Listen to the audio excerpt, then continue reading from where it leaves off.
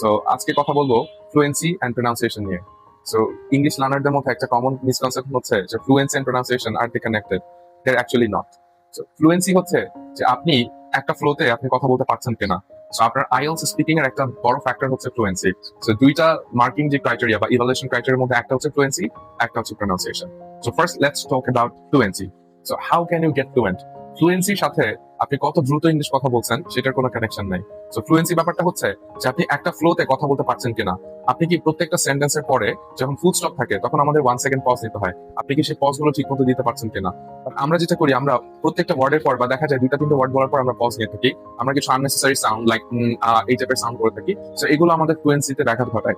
So fluent হতে হলে আমাদের যেটা করতে হবে, একটা ফ্লোতে কথা বলতে হবে, ভয়েসের ইন্টোনেশনটা ইউজ করতে হবে, প্লাস আমাদের কথাটা যেন ন্যাচারাল বা সাবলীল ভাবে সেটা যেন শোনা যায়। So that is what you have to make sure in order to achieve fluency.